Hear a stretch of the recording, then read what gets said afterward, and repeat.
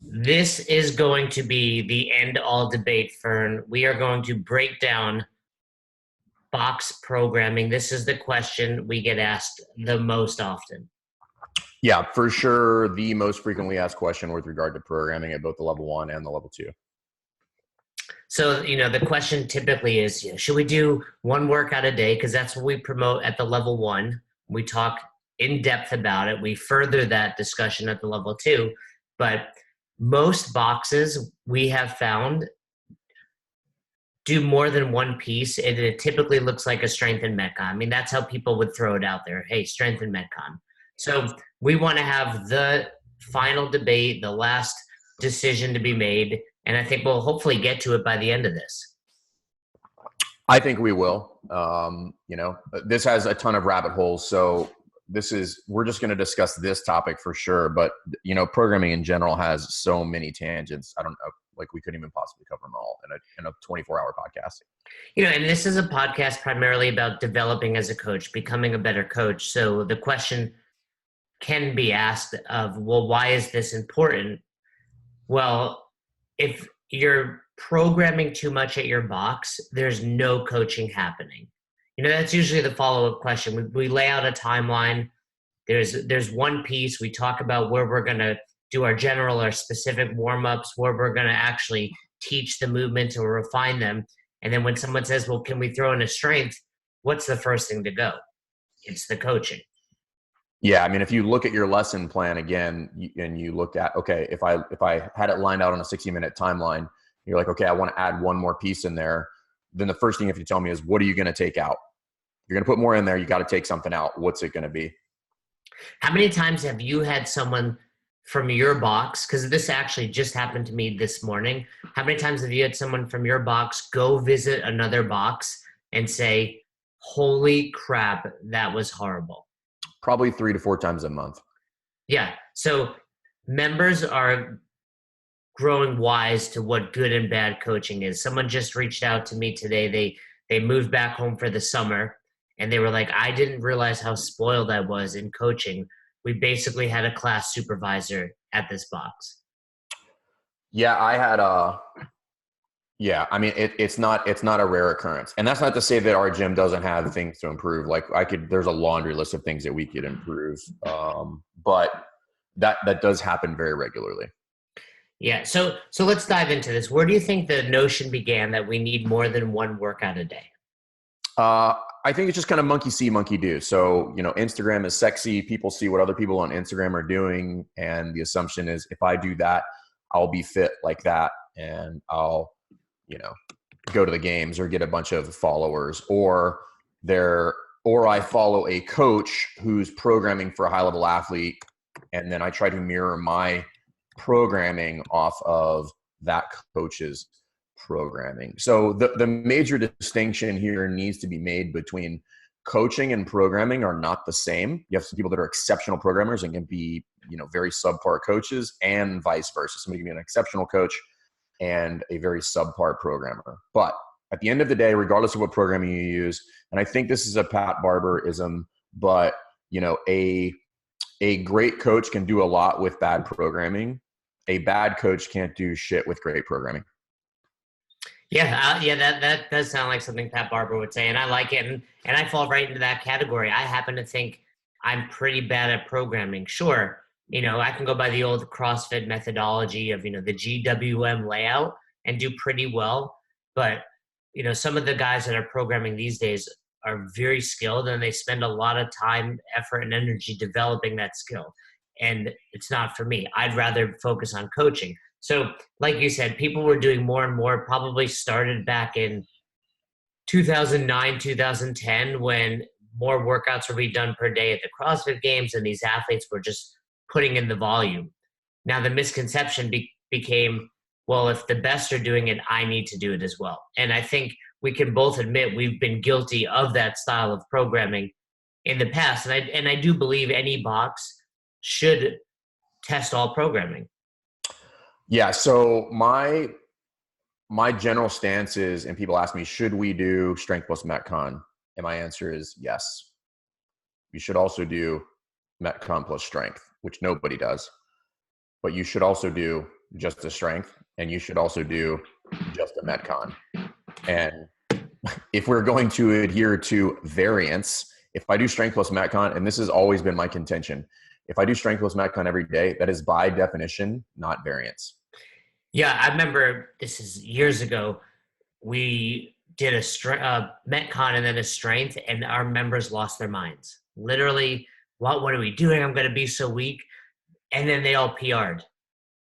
And then to follow that, it was the year the Open had a Metcon followed by a 1 rep max clean and jerk. So if you never do that, you just got demolished in that strength portion. And from an educational standpoint, I think there's something to be learned from the client standpoint and from a coaching standpoint to really kind of highlight whether you're warming people up well enough during your workout. Is just like you said, we have some kind of benchmark workouts within our programming, and they kind of look, I won't go through it, but it's basically a mile run into a max rep back squat, but it's time constrained. Depending on what your mile run looks like, that time constraint will shift. And then the same thing for a 2K row into a front squat. And the number of PRs on those days is a lot, because people are legit ready to go at that point. And there's a lot to be said for kind of combining slow twitch warm up with fast twitch training immediately afterwards. But yeah, you're going to be shocked by the number of people that are going to PR on those days. Yeah, I could tell you, as a 41-year-old, I feel significantly better once my body starts moving and I can lift more. And Roz is the same way. She always likes to do her Metcon first just to get her body moving. And we feel better after that. And you know, typically that results in lifting more load. So, I mean, I think we could probably end this podcast 4 minutes in and say, you need to do it all, just like you laid out. The challenge is so many boxes hear that and they still skew towards strength Metcon, but they also skew towards, there's always a combination of things. There's never just one portion. And really the heavy days where people are not willing to go, okay, we're only doing a 5x5 back squat. Yeah, and I think this is because of this misconception that we cannot somehow make people stronger without lifting a heavy barbell every day. And that's just not the case. If you know anything about, if you read any old school textbooks, starting strength, any books about, linear periodization, what you're going to start hearing a lot or reading a lot is training age. And the vast majority of your athletes in your gym have a training age of about 0, which means it doesn't matter what we do, they're going to get stronger. 5-3-1, Hatch cycle, Smolov, which nobody should ever do, all of that stuff. It is going to make them stronger. There is no magic in those numbers for somebody with a training age of 0. They are going from literally not training to training, which means they are going to get the adaptation of training. They're going to get stronger. They're going to get faster. They're going to get more flexible.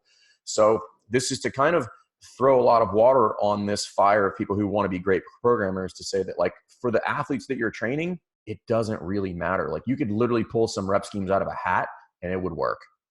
Yeah, I mean, and I think as you're saying that, it makes me think of 2 things. One, a lot of coaches and box owners are beyond that training age of 0, so they forget that. I mean, you and I, you were in the military. I grew up wrestling. Like, I trained for 20 years before I found CrossFit. So yeah, I might have needed to do a little more. Certainly not as much as the games athletes, but the flip side to that is I use a real example. We have a guy named Eric at North Naples CrossFit. I love this guy. He's just one of those guys that comes in, does whatever you tell him to do. And I've been coaching him probably 6 months, and he's gone from, I would say he couldn't back squat 115 probably on day 1 to a 300-pound back squat, bar muscle ups, double unders, competitive with me in just about any workout we do. And he's simply done the programming from the box. And that's it. No, he literally rides his bike in, goes to class. As soon as he's done, I mean, he's a good guy. Cheers everybody on, hops on his bike, doesn't stay, do more, and he's loving it. And he's not only making progress, he's injury free. Yeah. So, and again, like, I don't want anybody to misinterpret or misconstrue what I'm saying.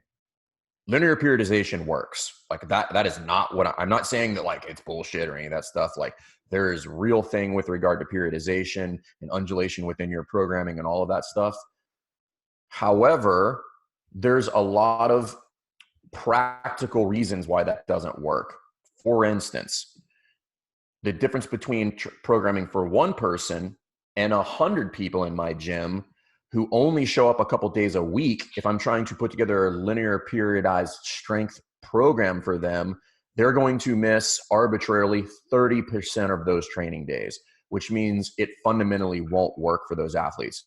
That's why you will never see percentage work on CrossFit.com. It's why we stopped using percentage work years ago. We're just going to go for generally heavy based on this rep scheme so that the athletes can get the stimulus. And remember, heavy is what I like to tell athletes is, hey, heavy is relative for you on this movement, on how you feel today. Like that's it. So if we can touch anything that looks like 90% on any given day, if you know anything about strength, like that's a good training day. Like it's a great training day. So just take it and walk. Yeah, and going back to what you said earlier, where it's like, hey, good box should have strength and Metcon, Metcon and strength, Metcon and gymnastics, skill work, etc. For that same reason, you need to vary. You can't say, okay, Mondays we do strength and Metcon, Tuesdays because you will have the people that inevitably always miss Wednesday due to family obligations or never come in Saturdays. And piggybacking off your percentage work, we did have a percentage on the whiteboard the other day on the deadlift, and I had 3 people that didn't know their 1 rep max deadlift. Now, if I had been rushed around, I wouldn't have had the time to watch them, kind of figure out where I thought they should be there. I mean, they were athletic men. It wasn't their first time ever deadlifting, so they could pull some weight. But without that time in the class built into coach, you don't get the opportunity to do that. And I think that's the big takeaway, which is like those people are in there to learn from you and have a good time. And if there's a bunch of stuff in the hour, it inhibits my ability to teach and see and correct, but it also inhibits my ability to interact with people, to engage, to find out how Sally's doing, to find out if John got that job, to find out if so-and-so, how their vacation was. Like you just can't do that if you're shuffling them from one thing to the next. And again, to go back to the real point of this is this misconception that people can only get fit by doing both is just wrong. I've got no shortage, and we don't have freak shows in my gym, but I've got no shortage of soccer moms who come in who are just there consistently 4 to 5 times a week who back squat well over 200 pounds. And they're not trying to back squat well over 200 pounds. They just show up, they do what we tell them, they like to drink wine, and they back squat a lot of weight. Like you don't have to do that. Now, from a practical standpoint, okay, if you're not going to do linear periodization, well, then how do I kind of fit this into my programming? And if you want a very simple template that, again, you should vary from, start on the calendar on Monday. And again, you can switch this up however you want. Monday is my strength day for this week. Next week, it's Tuesday. The next week, it's Wednesday. The next week, it's Thursday. And I'm just going to cycle back. But that way, I'm not leaving out any days. I'm putting about 7 days on average between heavy days. And that way I can start figuring out what I can do is I can take the idea of periodized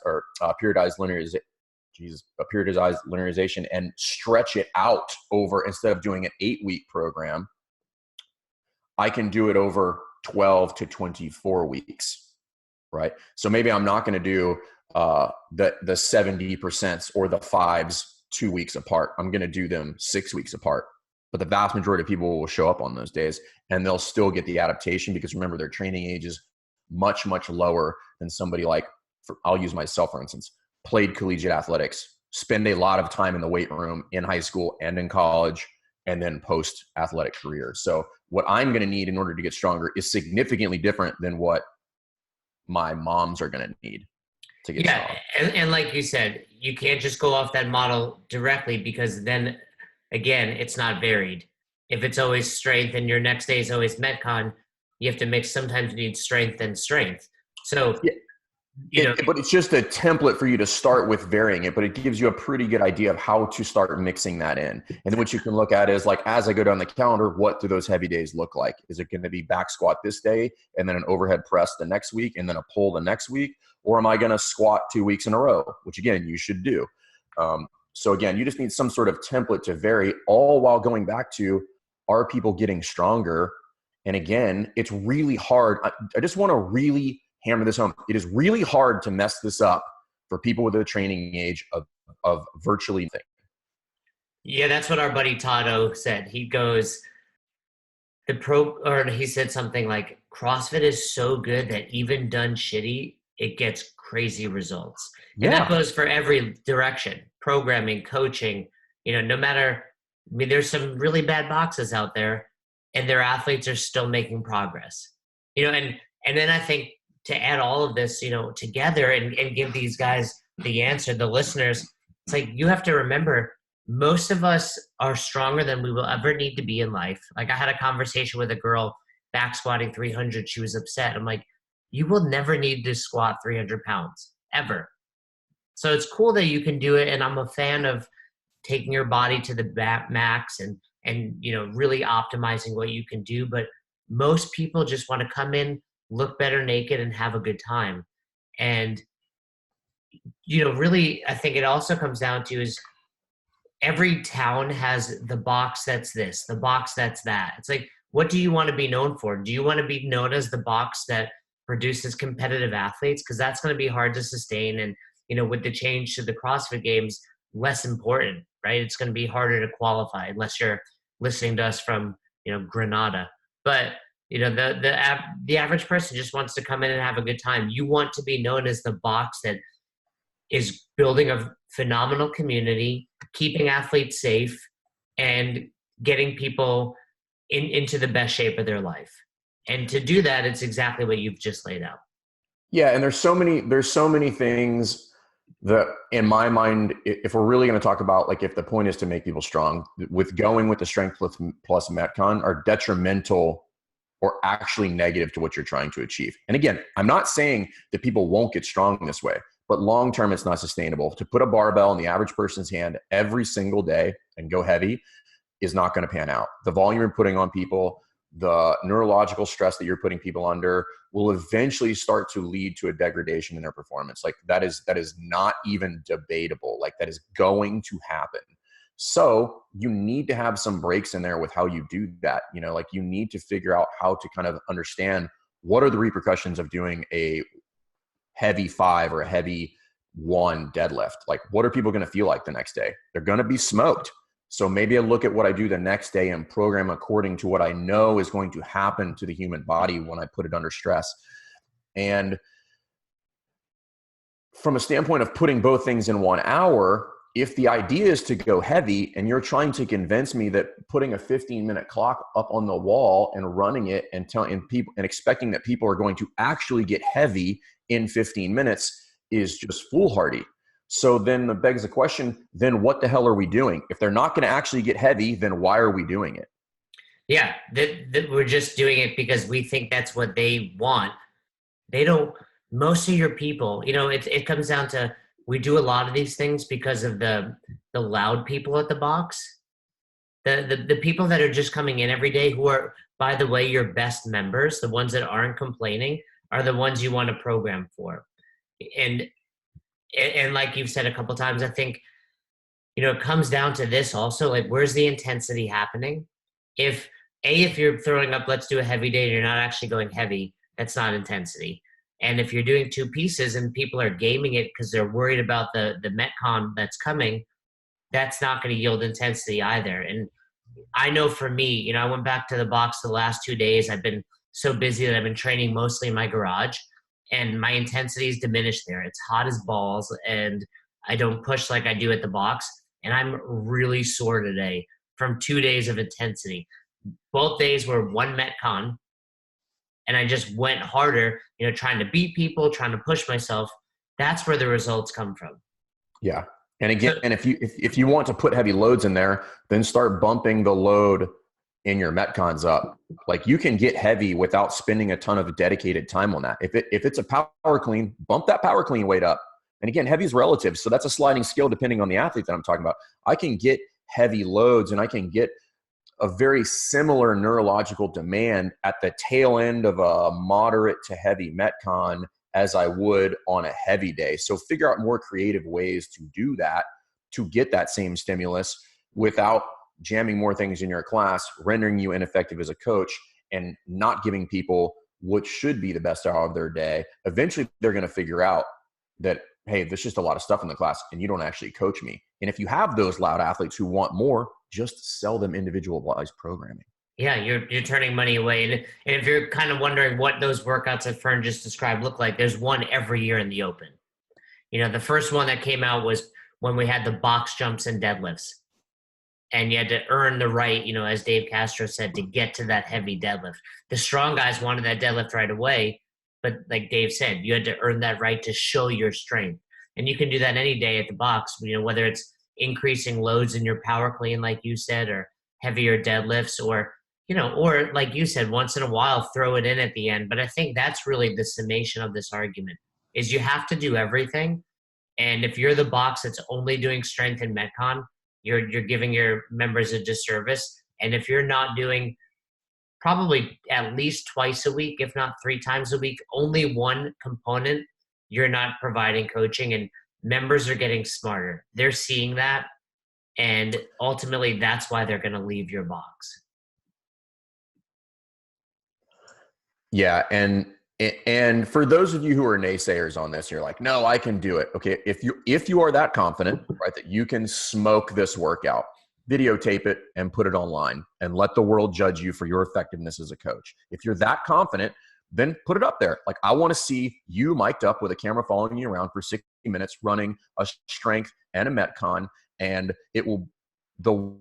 objectively, the internet will let you know how effective that was. Like, just so if you're that confident, put it out there. But what I'm here to tell you is I know some of the best coaches in the world, and that scenario gives them the cold sweats. They're just like, immediately know that something's going to suffer. And I'm just going to do a little bit of, managing people here and not a hell of a lot of coaching. Yeah. And for the record, the box that I coach at does that every so often. They'll have a strength in a Metcon or a skill in a Metcon or a Metcon and strength. And those days that I have that as a coach, I know it's going to be significantly harder, and I have to really prepare for that. And, we're 2 of the more experienced people out there, so I know about that. And, last thing I'll say about it, as we wrap up, is I coached at a box and they were putting 3-4 components. It was a mess. And I was just shuffling people from one workout to the next. And I said, hey, next time I coach, let's just do Fram. I said, let me try that once. So first of all, coaches, talk to your box owners and offer a solution and ask to try it. I did it. Members got their first pull-ups because I had 20 minutes to teach the kipping pull-ups. We refined our thruster. Everybody crushed themselves and loved it. And that's Fran. I mean, it doesn't get shorter than that in a workout. So yeah, and it's one of those things where at the end of the day, like if we're just talking about from a programming standpoint, if you have this template that you always use, it's just fundamentally not creative. So you're not developing your skill set from a programming standpoint if that's all you do. Figure out more creative ways to do that. And the reality is, like, the more creative you get, the more fun those workouts get. Like those workouts where you figure out some weird way to weave that in there, like those are the ones that give people that stimulus that they're not used to. And those are the ones every single time people at the end of the workout, they're like, that was awesome. Like, that was really good. That crushed me. And you're like, cool, that's what we were going for. Like something that kind of puts you, again, outside the margins of your experience, because we don't always program it that way. Well, I think we did it. I think we gave a pretty definitive answer. They know where we stand. I mean, there's still a lot of gray in there, but the answer is mix it up, challenge yourself, and ultimately set yourself up for success as a coach. Yeah, and if you guys have questions about this specific topic, like post them. Like there's no shortage of scenarios here that you're going to have to navigate, and there's some better and worse ways to handle that in order to get a good class. Yeah, and that's a great point. If you have questions about it, throw it up there because we can dive into all sorts. There are different reasons to do this, reasons to do that. Hit us up. We're happy to answer, and we'll potentially make it a future episode of Best Hour of Their Day. Well, we did it, Fern. We did it. We Crushed kept it. it to about 20 minutes, as we said, and hopefully we gave some answers. Let us know what you think.